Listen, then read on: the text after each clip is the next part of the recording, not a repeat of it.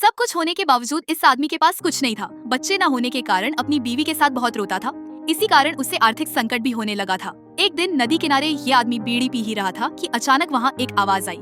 आवाज बोली, तुझे हर दिन दोगुना सोना और धन मिलेगा अगर वो कोई ऐसी चीज मुझे लाकर दे दे जो उसके घर में ना हो।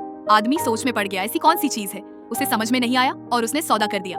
वो घर पर लौट ही रहा था कि उसने देखा उसकी पड़ोसन जिसे वो लाइन मारता था वो आई और बोली, भाभी ने एक बेटे को जन्म दिया है। आदमी सारी की सारी कहानी समझ गया और टूट टूट कर रोने लगा। अब उसने अपना बच्चा ही नदी को देना होगा। उसने अपनी बीवी को भी ये बात बताई और उसे भी दुखी ही कर दिया। धीरे धीरे बच्चा बड़ा हुआ और वो गांव के सबसे अमीर लोग बन गए। उनका हर सोने का सिक्का दोगुना होता जा रहा था। फिर एक दिन आदमी ने अपने दोस्त की लड़की के साथ अपने बेटे की शादी करवा दी और अपनी दोस्ती को रिश्ते में बदल दिया। अब लड़के को खुराक मिल रही थी तो वो खुश था, लेकिन उसकी बीवी हमेशा असंतुष्ट रहती थी। एक रात उन दोनों में झगड़ा हुआ और बीवी ने उसे बुरा भला सुना दिया और बोला कि जाओ जंगल में जाओ और हिरन मार के लाओ, मेरी बिल्ली तो तुम मार नहीं पा रहे। लड़का गुस्से में दरवाजा पटक के जंगल में हिरन मारने चला गया। जंगल में उसने एक हिरन का पीछा किया और थोड़े संघर्ष के बाद हिरन को मार दिया। जब हिरन को लड़का बीच से काट रहा था, उसके हाथ भी खून से रंग गए।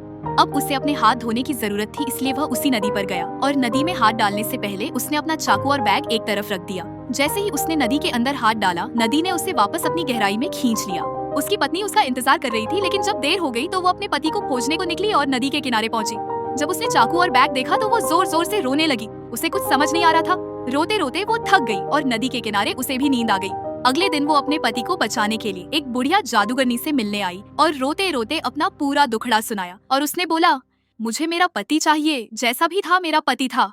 बुढ़िया ने बोला, परेशान होने की जरूरत बिल्कुल नहीं अभी। अगले दिन चांदनी रात है। उसने एक बांसुरी दी और बोली कि रात में नदी के किनारे जाना और ये बांसुरी वहाँ पर बजाना, तुम्हारी पति तुम्हें बजाने आ जाएगा। लड़की ने बांसुरी बजाई और उसका पति वहाँ आया। लड़की तेजी से उसके गले मिलने चली गई। वो मिले कि अचानक नदी में एक तूफान आ गया और नदी ने दोनों को अलग दिशा में अनजान दुनिया में भेज दिया। अनजानी दुनिया में दोनों एक दूसरे से अनजान रहते हैं। दोनों एक दूसरे की शक्ल भूल चुके हैं, लेकिन उन्हें बाकी सब याद था। एक दिन लड़की को कुछ एहसास होता है। वो उसी आदमी से पूछती है, कौन हो तुम और यहाँ क्या कर रहे हो। उसने सभी की कहानी बताई और कहानी सुनने के तुरंत बाद लड़की के ज्ञान चक्षु खुल गए। लड़की को समझ आ गया था कि उसकी बांसुरी उसी आदमी ने बजाई थी, वही उसका पति है और दोनों एक दूसरे के गले मिलते हैं। दोनों मिलकर बांसुरी से खेलते हैं। क्योंकि बैलून का कल्चर प्रसिद्ध नहीं था, तो उन दोनों के आगे के 15 बच्चे हुए।